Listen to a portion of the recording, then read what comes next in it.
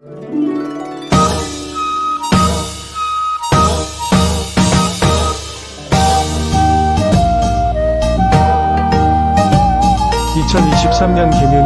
개묘년 시작을 더국원 수락원 역사특강으로 전범위 한국사를 통해 내신과 한능검 시험까지 2마리의 토끼를 다 잡으세요. 네, 우리 5강 살림세력의 등장과 사화의 발생으로 같이 한번 넘어가 보도록 하겠습니다.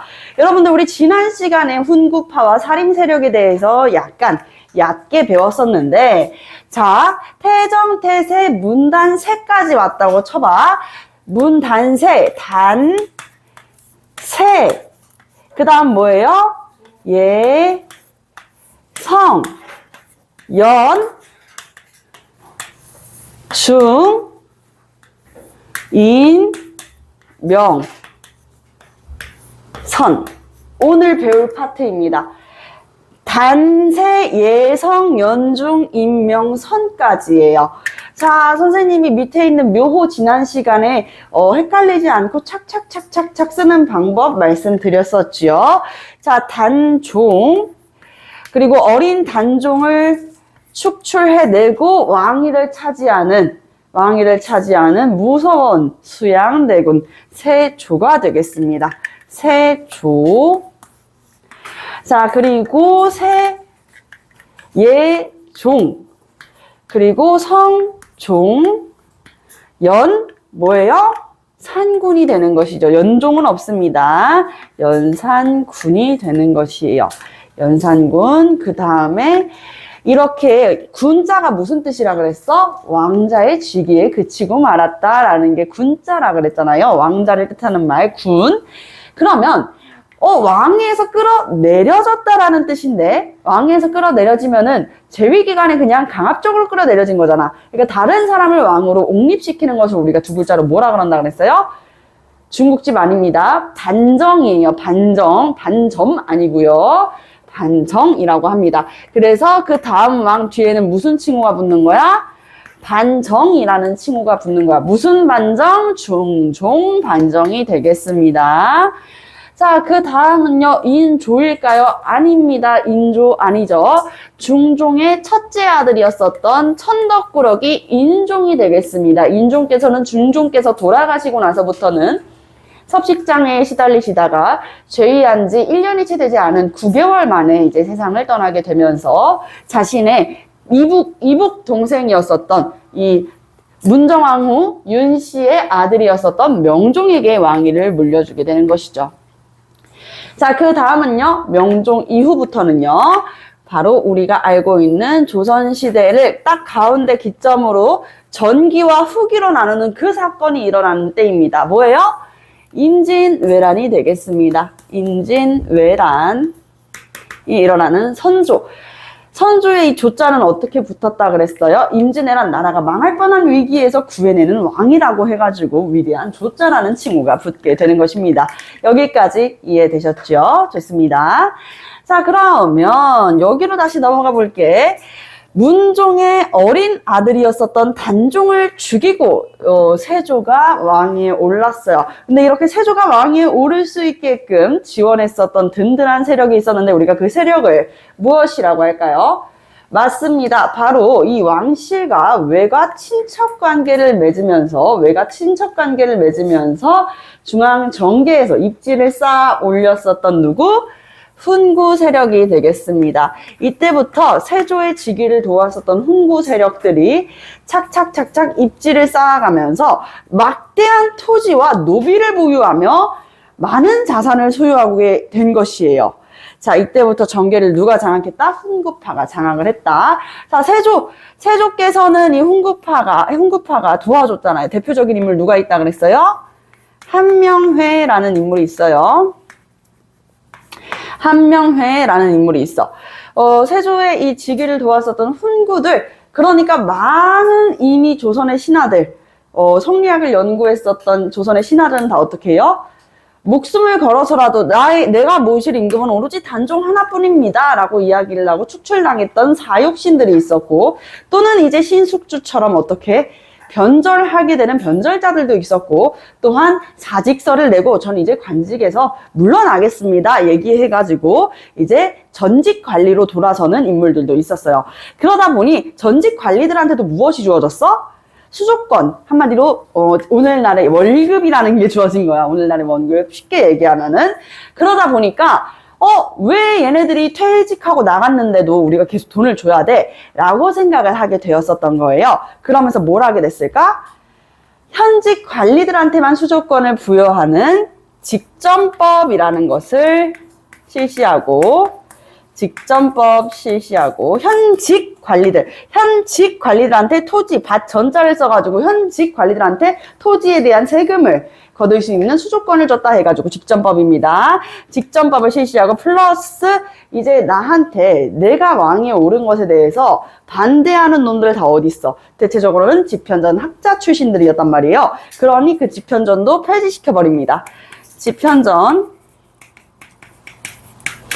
집현전을 폐지하고 또 어떻게 해? 나에 대해서 대항할 수 없도록 입을 싹 막아버리는 거죠. 육조직계제 실시하게 되면서 의정부 서사제에서 육조직계제가 된 거야. 거기에다가 플러스 왕을 아침, 점심, 저녁으로 공부시켰었던 경연이라는 제도도 어떻게 했어요? 네, 경연도 마찬가지로 폐지를 하게 되는 것이죠. 경연을 폐지한다. 임금을 공부시키는 제도, 경연을 폐지한다. 자, 이렇게 세조의 업적 4가지를 같이 써봤습니다. 자, 그리고 나서 성종 시기에는요, 성종의 롤모델 누구라 그랬어요? 세종이라고 이야기를 했어요. 성종은 세종대왕처럼 되고 싶었어요. 바로 수양대군의 아버지였었죠. 그러다 보니까 성종도 진짜 나도 세종대왕님처럼 어진 왕도 정치를 이끌고 애민 정신으로 백성들을 돌보고 싶다라고 생각을 했단 말이야. 그러기 위해서는요, 자기 입맛대로 뜻대로 정치를 펼칠 수 있는 기반이 다져져 있어야 되는데, 지금 현재 정계는 누가 장악하고 있어요? 네, 훈구 세력들이 장악하고 있어요. 그러니까 이렇게 하나의 당이 이게 독재를 하는 것을 일당 전제화라고 얘기를 한단 말이야. 훈구 세력들이 독재를 하는 것을 못 보겠는 거야. 훈구 세력들을 견제할 수 있는 다른 세력들을 등용하자라고 하면서 고려시대 당시에 조선이라는 나라를 개창하는 것에 대해서는 반대했던, 한마디로 역성혁명에 대해서는 반대했었던 온건파 신진사대부들 다 낙향해서 어디 들어가 살았다 그랬어요? 네, 산에 들어가 살았다 그랬어요. 그래서 우리가 그들을 선비사의 수풀림, 사림 세력이라고 불렀는데, 그 사림 세력들을 등용하기 시작합니다. 과거제를 통해 가지고 사림 세력을 등용했으며, 사림은 처음에 정계에 어떻게 진출했어요? 대체적으로는 3사를 통해 가지고 언론기구였던 사관원, 사원부, 그리고 홍문관을 통해 가지고 등용되기 시작했습니다. 자, 이렇게 사림과 훈구 세력들로 나뉘어져 가지고 일단 사림은 당연히 훈구파들을 어떻게 했겠어요? 당연히 견제하고 싫어했겠죠. 왜? 훈구파는 세종의 직위를 도우면서 어떻게 했어? 많은 토지와 막대한 토지와 그리고 노비를 보유하고 있었단 말이야. 이거는 우리 성리학을 오랜 시간 동안 연구해 왔었던 사림 세력들이 원하던 나라의 모습이 아니었던 것이죠. 그래서 훈구 세력들이 잘못되었다라고 생각을 하고 있었어요. 자, 여기가 이제 사림 세력들이 진출하게 된 계기가 되겠죠. 자, 그런데 중요한 것은 사림 세력이 전계에 진출하게 되면은 사림이 훈구가 싫을까? 훈구가 사림이 싫을까? 원래 있었던 훈구가 사림이 더 싫은 거야. 그치? 굴러온 돌이 박힌 돌 빼낸다고 훈구 세력들은 아니 이 사림놈들 뭐야? 라고 생각을 하게 된 것이죠. 자, 그러면서 일어난 것이 바로 오늘 우리가 배울 사화라는 것입니다. 사화라는 것은요, 우리가 화를 입었다라고 얘기하면 좋은 일을 당한 거야? 나쁜 일을 당한 거야? 나쁜 일을 당한 거죠. 화를 입었다라고 얘기하면 나쁜 일을 당한 거잖아요. 그래서 사림 세력이 화를 입었다. 요거를 앞글자만 따가지고 화라고 부르고 있습니다. 사림 세력이 화를 입었다. 이것을 두 글자로 우리가 사화라고 합니다. 오늘 우리가 배울 사화는요, 4가지의 사화예요. 4가지의 사화이다. 연산군 때 2번의 사화가 발생할 것이고요. 그리고 중종 때 1번의 사화, 그리고 명종 때 1번의 사화가 발생될 것입니다. 명종 때는 원래 이제 정미사화까지 2가지의 사화를 이야기하는데 우리는 편의상 1가지의 사화, 의사사화만 달아볼 것이에요.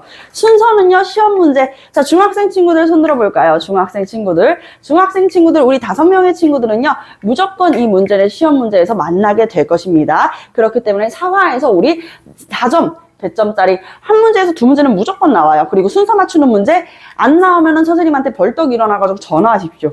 괜찮습니다. 무조건 나올 거니까 선생님은 그만큼 자신이 있거든. 시험 문제에 나오는 포인트 짚어줄 거예요. 자, 연산군 때 2번의 사화가 일어난다. 그러면은 4글자 중에 뒷글자는 다 사화야. 사화가 일어났다. 2개의 사화가 일어나는데 첫 번째는 무슨 사화냐? 바로 무오사화입니다. 색깔을 우리가 사림 세력이 화를 입은 거니까 사림을 상징하는 파란 색깔로 같이 한번 적어보도록 할게요. 무오사화입니다. 자, 무오사화가 일어났다. 무오년에 사림 세력이 화를 입었다는 뜻을 가지고 있는데 이 무오사화는요. 김종직이라고 하는 사림 세력이 있어요. 김종직이라고 하는 사림, 선비가 있었습니다. 이 김종직이 무엇을 썼냐면요. 조의제 문이라는 것을 쓰게 된 것이죠. 조의제 문이라는 것을 썼습니다. 자, 요거 우리가 처음 읽을 때는 대체적으로 조의 제문 이렇게 읽을 수가 있는데 아니야. 조의제 문 이렇게 끊어서 읽는 거야. 무슨 뜻이냐? 우리가 장례식에 가면은 조문 드린다라고 얘기하잖아. 돌아가신 분들에 대해서 예의를 갖추고 그의 죽음을 추모하는 것을 우리가 조문이라고 얘기를 해요. 그치? 그래가지고 그 죽음을 추모하면서 꽃을 놓는 걸 조화라고 얘기를 하잖아요. 그쵸? 꽃을 드리는 거니까.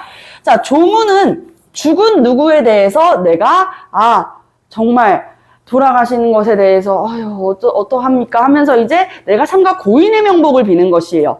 그치? 근데 누구에 대한 고인의 명복이었냐? 의제에 대한 고인의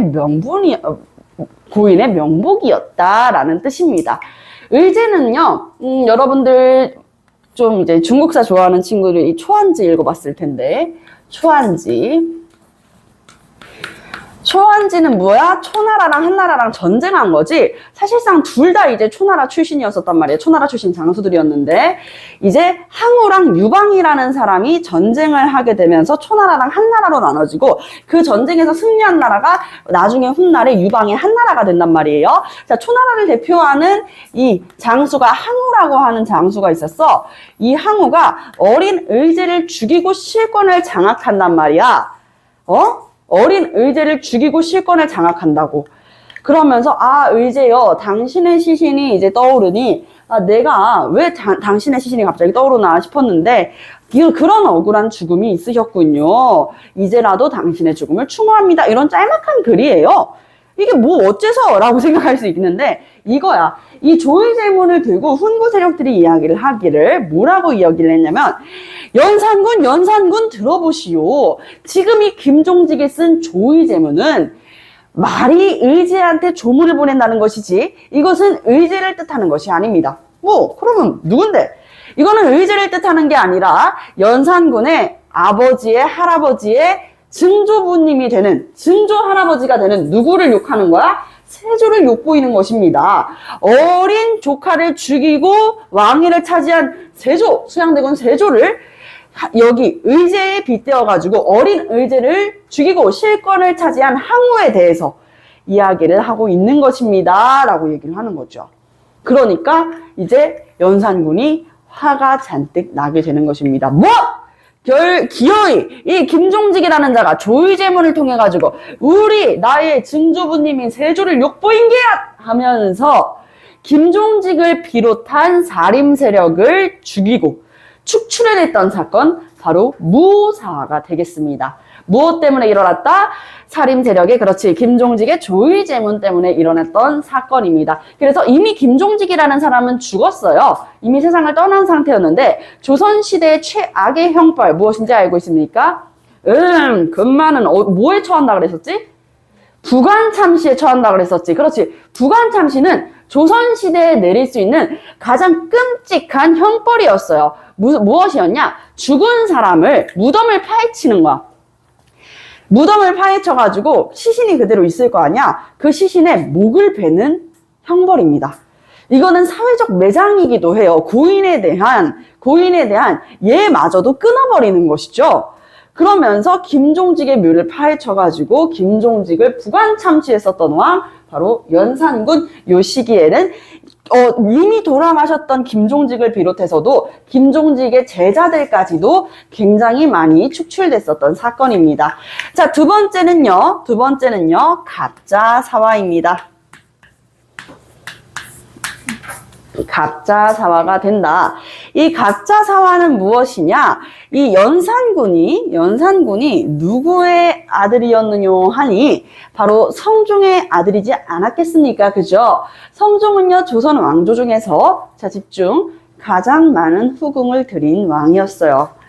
가장 많은 후궁을 거느리고 있었던 성종.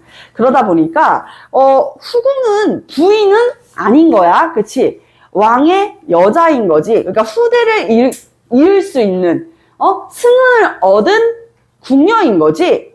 그래서 후궁인 거야. 아내는 아니야, 얘들아. 후궁이 다 첩이라는 개념이랑 헷갈리지 마. 알겠지? 궁녀 출신들, 궁인들이 승은을 입은 거야. 그래가지고 왕의 아이를 이제 임신할 수 있는 게 이제 후궁이거든요. 근데 원래 부인도 있는데 이 성종이 아니나 다를까 후궁이 되게 많았었단 말이야. 후사를 이제 잇기 위해서였던 것 같아요.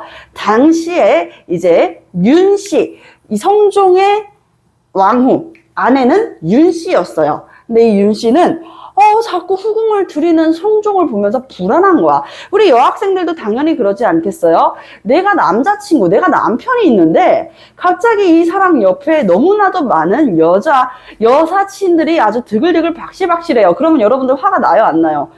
나죠. 그리고 어때요? 불안하겠죠. 그치? 불안하겠지. 그래서 우리 윤 씨는 불안한 나머지 독약을 품고 다니면서 후궁을 죽이겠다고 막 이런 살인을 암시하는 이야기들을 하면서 또한 때로는 이제 막 성종을 독약 품고 다니고 히스테리 부리고 소리 지르고 하다 보니까 윤 씨 왜 저러나 싶었을 때 이제 성종과 윤 씨가 얘기를 하게 되는 거야. 아니 왜 그러냐? 내가 후궁을 드리는 건 당연한 거다. 왕이면 후사를 계속 이어가야 되지 않겠냐라고 이야기를 했는데 여기에서 이제 우리 윤 씨가 막 화를 내는 과정에서 왕의 용안에다가 손톱으로 생채기를 내게 된 것입니다.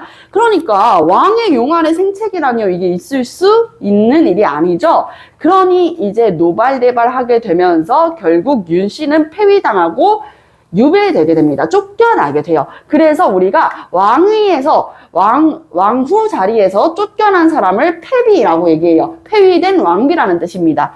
그가 바로 폐비 윤 씨인데 이 폐비 윤 씨가 연산군의 누구였어? 어머니였던 것이죠. 이 윤 씨를 폐위시키는데 찬성했었던 세력들이 있을 거 아니야? 그 세력들을 싹 다 축출을 해내자라고 하면서 실제로 이 윤 씨를 축출해내는 데에 대해서 이제 입장을 얘기했었던 한명회, 이미 죽은 다음이었거든요. 그 한명회에 무덤을 또 파헤쳐가지고 목을 베어버리는 부관참시에 처하게 되는 운명에 놓이기도 합니다. 그래서 여러분들 선생님이 지난 시간에 그 관상이라는 영화 한번 집에서 보고 오면은 참 재밌을 거다라고 이야기를 했는데, 관상은요, 시대는 그래. 세조 수양대군이 왕이 오르는, 제위하게 되는 그 시기란 말이야. 근데 마지막에 한명회가 관상쟁이는 다 맞추잖아. 영화를 보면은 관상쟁이는 미래를 착착착착 얼굴만 보고 다 맞춘단 말이야. 근데 마지막에 이제 한명회의 관상을 보면서 관상쟁이가 자네는 목이 베어 죽을 상이구만. 목이 잘려 죽을 상이야. 라고 이야기를 한단 말이야. 근데 그 인물이 바로 한명회였어. 근데 한명회는 곱게 죽어요. 그렇게 죽지 않습니다. 목이 이제 잘려가지고 죽지 않는데, 한명회가 이제 관상쟁이가 먼저 죽었어. 그래서 그 무덤 앞에서 자네는 내가 목이 잘려 죽을 것이라고 했는데 나는 목이 잘리지 않았지. 난 아직 죽지 않았어. 하하하 했는데, 그러면서 영화 끝이 나요. 한명회는 그렇게 웃으면서 나는 목이 잘리지 않았다. 세조가 죽을 때까지 목이 잘리지 않았다. 라고 얘기를 했지만, 실제로 나중에 그의 누구? 연산군 때 무더미 파헤쳐지면서 목이 잘리게 된다. 관상쟁이는 그러면 결론적으로는 미래를 맞춘 것이죠. 네, 이때 이제 한명회가 부관 참시를 당하기도 해요. 실제로 그래서 훈구 세력과 사림 세력이 같이 화를 입었던 사화입니다. 패비 윤씨, 자신의 어머니였던 윤씨를 패비시키는 것을 계기로 이제 사화가 일어났었다. 근데 이때는요, 훈구 세력들도 같이 화를 입었었다. 조금 더 이야기를 길게 해주자면, 윤씨를 그냥 패비만 시킨 다음에 유배만 보내버리고 끝이 난 게 아니에요. 쫓아내고 끝이 난 게 아니라, 성종도 자신의 아내이다 보니까 보고 싶은 거야. 그치? 보고 싶겠지, 당연히. 그러니 시간이 지난 다음에, 이 윤씨에 대해 가지고, 이제 신하를 시켜서 보고 오라고. 윤씨 어떻게 살고 오는지 한번 쓱 보고 와봐. 이렇게 이야기를 한단 말이야. 그래서 가는 길이었어. 룰루 가는 길인데 누가 막아서냐면 바로 성종의 어머니 대비께서 막아섭니다. 잠시만, 너 어디 가느냐? 라고 이야기를 하니까 무엇라고 이야기를 해? 아, 전하께서 패비 윤씨가 어떻게 지내는지 한번 보고 오라고 하셔가지고 가는 길이었사옵니다. 라고 얘기를 하니까 뭐 윤씨라면 볼 것도 없다. 네, 안 그래도 윤씨가 어떻게 사는지 궁금해가지고 보고 있었는데 윤씨 고녀는 아직 정신을 못 차렸더구나 하면서 이제 윤씨가 그렇게 이제 쫓겨나면서도 불구하고 아직까지도 정신을 못 차렸다. 아직 걔는 안 돼. 라고 얘기를 하니까 이제 성종이 신하는 그 얘기를 듣고 그렇군요 해가지고 성종한테 얘기를 한 거야. 패비 윤씨 아직 정신 못 차렸다고 합니다. 이렇게 얘기를 하니까 어떻게 됐겠어요? 성종은 노발대발하면서 결국 우리 패비 윤씨한테는 사약이 내려지게 됩니다.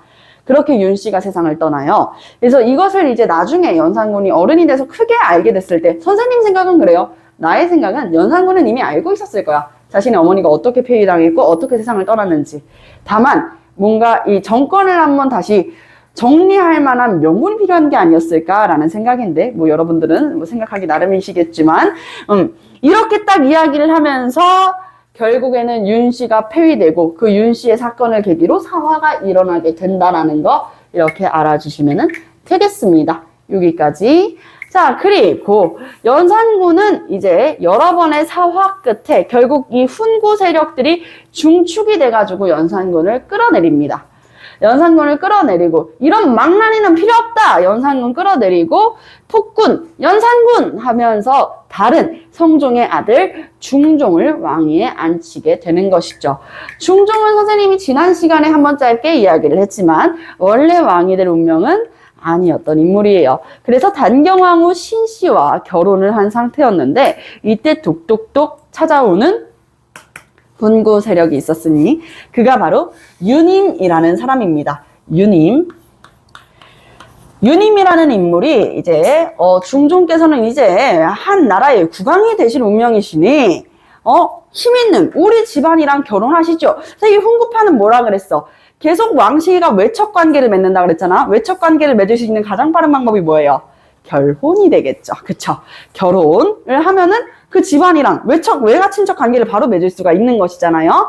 그래서 유님이라는 사람이 중종에게 힘 있는 우리 윤씨 집안과 우리 윤씨 집안 아내를 맞아들이십시오 라고 얘기를 해가지고 장경왕후 윤씨와 결혼하게 됩니다. 자, 장경왕후 윤씨와 결혼하게 되면서 우리들의 중종, 자, 왕위에 오른 다음에 우리 윤씨 결혼한 다음 아이가 생겼어요. 근데 그 아이를 낳다가 산후병으로 세상을 떠나게 됩니다. 장경왕후 윤씨는 이렇게 세상을 떠나고 어린 아들 하나만을 남겨놓게 되는 것이죠. 그 어린 아들이 누구야? 바로 인종이 되는 것입니다. 자, 그래서 이 유님 입장에서는 내 여동생이 그렇게 그렇게 세상을 떠난 것도 굉장히 원통한데 여기에다가 아들까지 낳았다? 첫째 아들이잖아. 그치? 그러면 우리 중종은 왕후 자리를 비워놓을 수는 없는 거야. 그치? 그러다 보니까 재혼을 할 게 뻔해.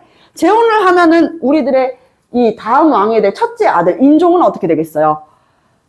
그냥 왕실의 천덕꾸러기가 되는 거야. 그냥 재혼을 하게 되면은 재혼한 아내가 또 아이를 낳았어. 아들이네? 그럼 재혼한 왕후가 이 인종을 가만둘 것 같아요? 첫째 아들을? 아니죠. 죽이거나 괴롭히거나 정말 안타까운 일이 생길 수가 있잖아. 이것을 미리 걱정했었던 유님은 중종에게 다시 부탁하게 되는 것입니다. 뭐라고? 중종께서는 전하께서는 어차피 재혼을 하실 거 아닙니까? 라고 이야기를 하면서 전하, 그렇다면은 우리 첫째 아들 이 인종을 그저 왕실의 천덕꾸러기로 두지 마시고 그래도 우리 인종을 잘 돌봐줄 수 있는 윤씨 집안 아내를 드리게 해주소서라고 얘기를 해서 이번에는 문정왕후 윤씨와 결혼을 하게 되는 것이죠. 그래서 그 문정왕후 윤씨 한 10년 정도 인종을 돌보고 키우고 하면서 괴롭힌 적도 없었고요. 괴롭혔다라고 하는 기록이 없어요. 그런 적이 있는지 없는지는 알 수 없지만 그런 기록도 없었어요. 그런데 이제 나이가 30 중반쯤 돼가지고 아이가 생깁니다. 그 전까지는 다 딸이었거든. 근데 나이가 30 중반에 생겼던 아이는 두둔 아들이었던 것이에요. 30 중반에 아이 생길 수도 있죠. 왜 그렇게 크게 얘기하세요? 그럴 수가 있는데 우리나라야 30 중반에 결혼도 하고 아이도 생기고 놀라운 일이 아니에요. 그런데 이때는 노산이었어요. 오늘날로 치면은 나이가 40대 후반에서 50대 쉬내는 아이가 생긴 거나 다름이 없는 거야. 그래서 아이가 생겼는데 그 아이가 또 아들이네? 하니까 이제 그 문정왕후 윤씨 세력들이 착 가면을 벗고 드디어 아들이 생겼다니. 그럼 우리 문정왕후 윤씨네 집안에서도 왕이 태어나는 건가? 라고 생각을 하게 된 거야. 그래서 첫째 아들 인종이 아니라 어머니가 살아있는 문정왕후가 눈 시퍼렇게 뜨고 살아있잖아. 그치? 눈 시퍼렇게 뜨고 살아있으니까 이 문정왕후 윤씨의 아들이 명종을 왕위에 오르게 해야 된다라고 이야기했던 세력 바로 문정왕후 윤씨의 남동생 윤원형, 윤원로 같은 인물들이 있었습니다. 그래서 이 윤임파는 대윤, 첫째 아들 인종이 왕위에 올라야 된다는 대윤, 아니다. 엄마가 시퍼렇게 살아있는데 문정왕후가 있으니까 명종이 왕위에 올라야 된다. 소윤파로 나누어져가지고 다툼이 일어났었기도 했었지요. 여기까지는 이렇게 딱 끊어놨나요? 자, 중종의 이 결혼 생활은 그렇고요. 중종은 어떤 왕이었느냐 하니 중종도 갑자기 왕위에 올랐으니 이 훈구 세력들 말도 많고 입김도 많잖아. 살인 세력을 이제 등용하는 과정에서 굉장히 똘망똘망하고 뭔가 남다른 개혁 정치가의 냄새가 나는 사람을 딱 등용하게 됩니다. 그가 바로 조광조라는 인물입니다. 요거는 이제 지우고 역시 천연지우개 손이 가장 잘 지워지는 것 같네요. 자, 조광조를 등용하게 돼요. 조광조는 이름을 거꾸로 해도 조광조, 별똥별 기러기, 스위스 인도인, 우영우 조광조. 자, 조광조를 이제 등용하게 되는데 조광조는 여러 가지 개혁 정치에 대해서 이야기를 해요. 훈구 세력들이 정계를 장악하고 있는 이 조선의 문제점에 대해서 딱 꼬집으면서 어떻게 해야지 정치를 다시 개혁시킬 수 있는지 바르게 이제 나라를 운영할 수 있을지를 고민하면서 너무 시대를 앞서간 개혁 정치가였던 거야. 급진적인 이야기들을 되게 많이 하는데 첫 번째는요. 이것입니다. 소격서를 폐지해요. 소격서를 폐지한다. 소격서는 무엇이고 하니 도교재단이거든요. 선생님이 이야기한 적 있을까? 유가사상, 법가사상 그리고 도가사상이랑 얘기한 적 없어요? 묵가사상? 처음이에요? 그냥 단순하게 얘기할게. 소격서는 도교에서 제사를 지내는 것이야.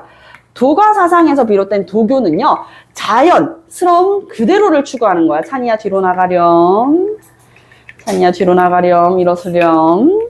자, 도교는 자연스러움을 추구하는 거야. 그러니까 자연물 하늘에다가 제사를 지내는 제단이 있었어요.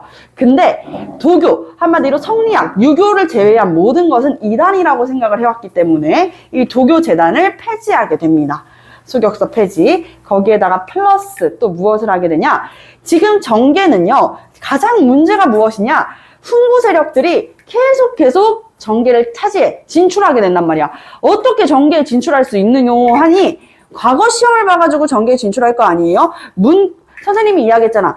지난 시간에 과거 시험은 총 3가지로 나눠지는데 양반의 자제들은 주로 어떤 과로 시험을 본다고 그랬어? 문과 시험을 본다고 그랬어요. 왜? 문신 관료가 되기 위해서 문과 시험을 보는 거야. 그치? 그런데 이 생원, 진사과에 통과를 해. 소과에 통과한 다음에 이제 문과 시험 봐가지고 대과에도 딱 합격을 했어. 그럼 문신관료가 되는 거지. 문신관료가 되는 거지. 문제가 뭐냐면 이 과거제가 문란해져요. 그래서 과거 시험에서 어떤 문제가 나올지를 알려주는 족집게 과외 선생님이 유행하던 시기였어. 선생님이 예를 들어가지고 뭔가 여러분들한테 수업할 때마다 야 얘들아 수능에서 이 문제 나온다 이 문제 달달달달 하면은 수능에 그 문제만 계속 나오는 거야.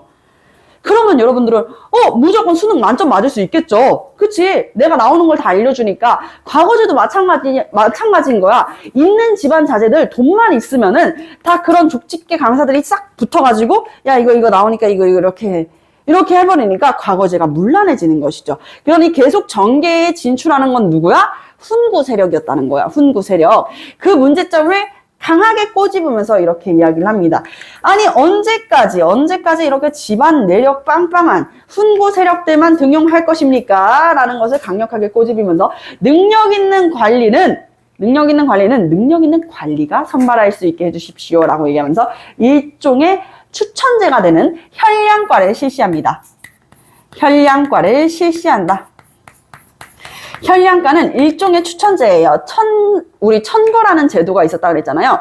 비슷한데 내가 이제 관리야. 내 관리인데 얘 진짜 굉장히 똑똑하고 얘 정말 성리학, 유교, 경전 굉장히 많이 읽고 어진 친구야. 그럼 내가 이 친구를 데리고 왕한테 추천서를 딱 내미는 거야. 그럼 왕께서는 얘가 누군지 모르잖아. 그치? 그냥 무턱대고 다 이렇게 등용시켜주면 안 되겠죠.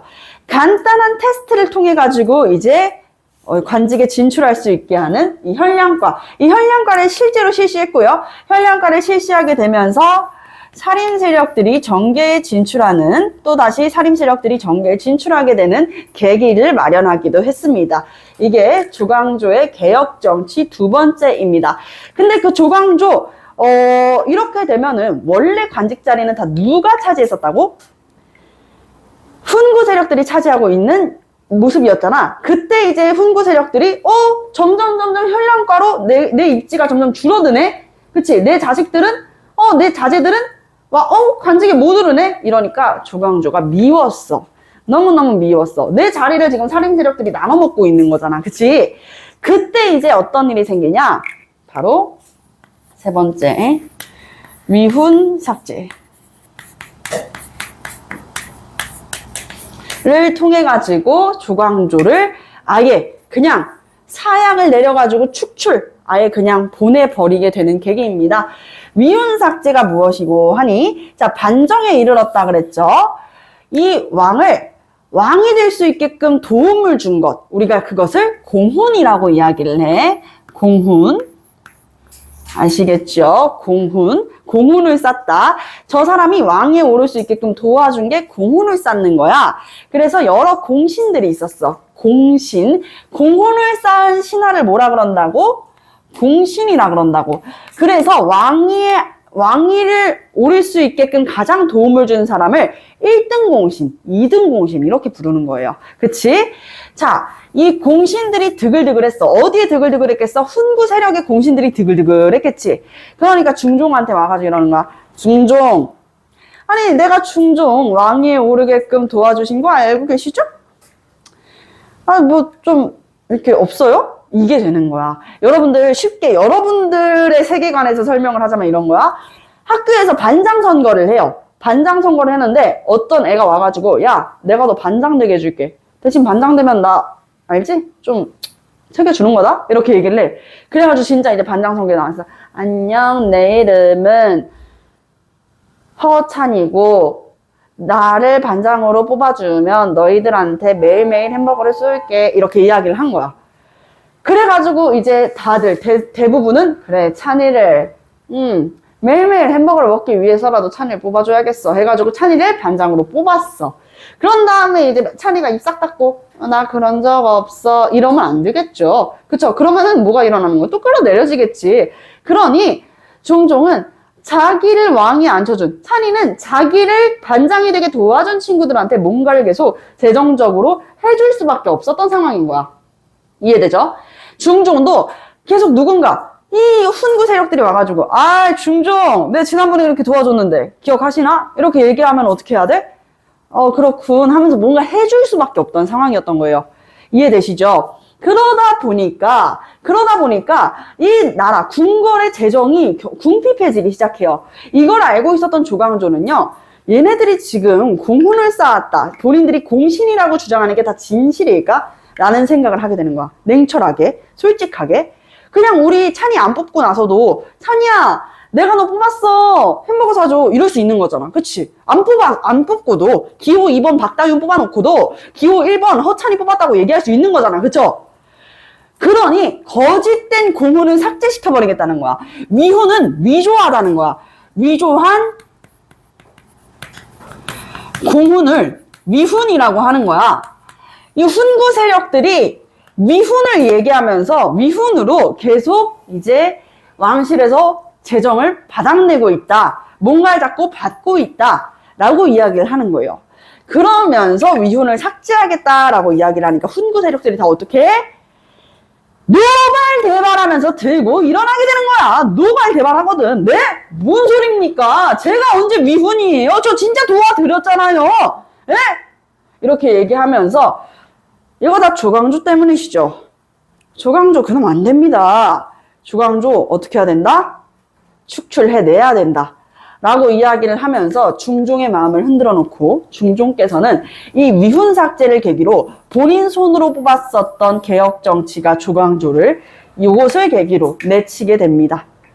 그래서 중종은 자기가 뽑은 신하 조광조를 내치게 되면서 조광조를 비롯했었던 사림 세력들이 대거 화를 입었던 사화 바로 조광조의 기묘한 기묘사화가 되겠습니다. 기묘사화. 조광조의 기묘한 기묘사화. 선생님이 왜 이러나 싶겠지만 나중에 언젠가